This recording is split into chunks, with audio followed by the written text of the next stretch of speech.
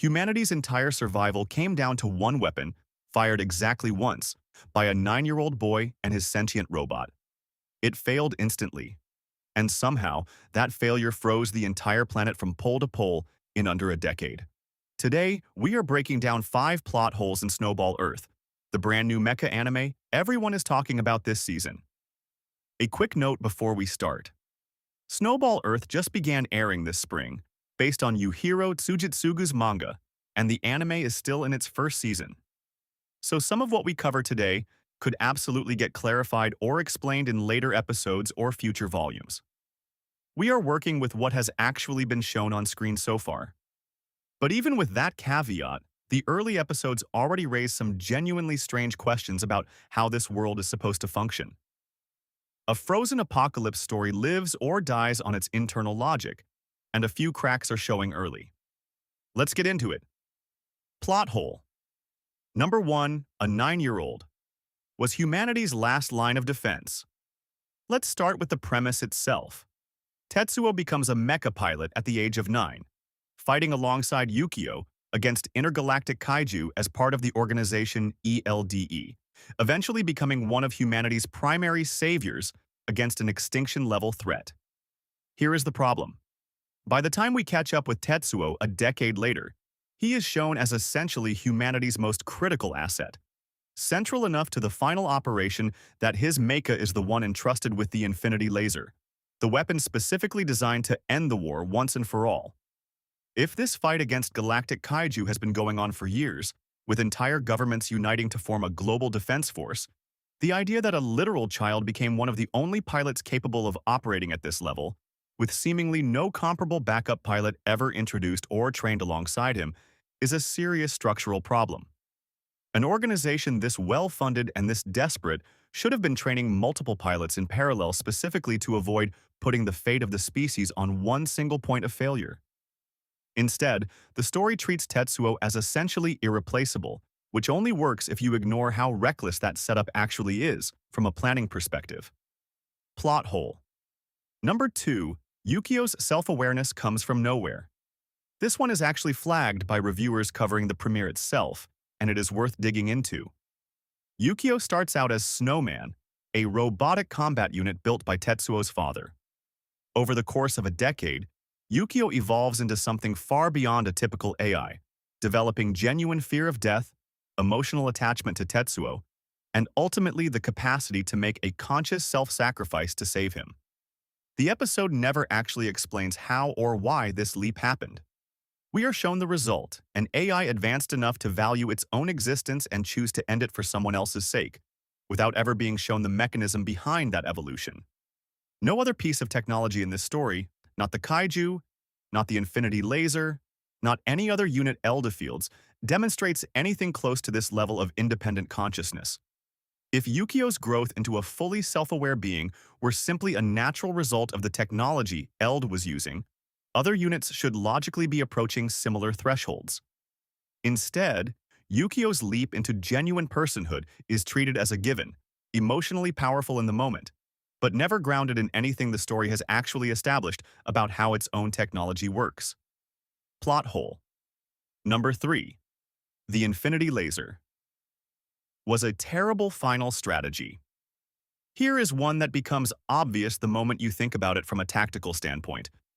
The omnidirectional Infinity Laser is introduced as humanity's final, decisive countermeasure, the weapon meant to wipe out the kaiju swarm permanently. It is treated as the culmination of everything LD has been building toward, and it fails completely, catastrophically, in real time, during the one moment it absolutely could not afford to fail. The problem is not that the weapon failed. Things go wrong in war stories all the time. The problem is that an organization desperate enough to gamble the entire future of the species on a single weapon, fired once, in the middle of an active kaiju swarm, apparently had no contingency plan whatsoever for the possibility of malfunction. No backup systems, no staged fallback positions, no secondary objective if the strike failed. For a story built around humanity's last stand, the actual execution of that last stand reads less like a calculated final gambit and more like an organization betting everything on a single coin flip with no plan B. which makes the subsequent collapse of civilization feel less tragic and more like a direct consequence of genuinely poor planning that the story never holds anyone accountable for. Plot hole. Number 4. Earth froze. From pole to pole in under a decade. With zero explanation. This is the central mystery of the entire series, and right now it remains a complete mystery, which on its own is fine. Mysteries are allowed to exist.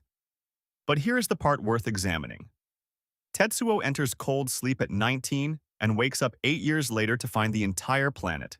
Every pole, every continent, every region, regardless of original climate, completely frozen over. Not regionally damaged. Not partially affected. The whole world, transformed into a uniform ice age in less than a single decade. Natural climate shifts of this scale, even catastrophic ones, typically unfold over far longer timeframes due to the sheer thermal mass of the oceans and atmosphere. For something to freeze the entire planet uniformly, that quickly implies an active, ongoing, deliberate process rather than a single triggering event from years earlier. The show has not explained this yet, and that is fine for now since the story is still unfolding. But the early episodes already hint, through character speculation, that Tetsuo's own father might be connected to whatever caused this, which makes the speed and totality of the freeze feel less like an accident and more like something deliberately engineered. If that turns out to be true, the story owes us a much clearer picture of how a global engineering project of that scale was pulled off in near total secrecy during an active alien invasion. Plot hole. Number 5. Organized survivor settlements. Formed too quickly for this level of collapse. And finally, the one that becomes clear once Tetsuo actually starts exploring this frozen world.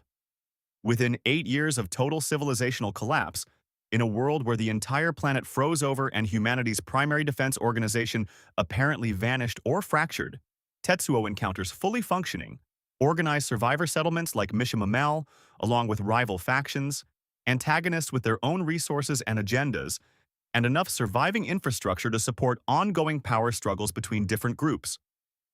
For a planet that supposedly underwent total societal collapse, the level of organization already in place by the time Tetsuo wakes up is strikingly advanced. Functioning settlements with internal hierarchies, defended territory, and resources to spare for conflict with rival groups typically take much longer than 8 years to establish from a genuine extinction-level collapse, especially without reliable food production in a frozen environment.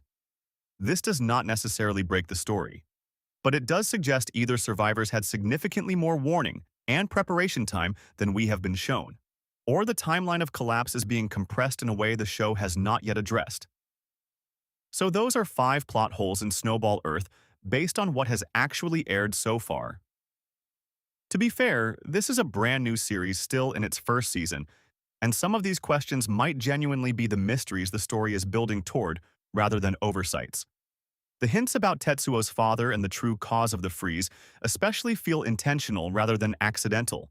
But right now, taken at face value, these are 5 real gaps in how this world is shown to function. Which one of these do you think gets a real explanation later, and which one do you think the show just glosses over? Drop your prediction in the comments. Subscribe for more anime breakdowns as this series continues airing. I'll see you in the next one.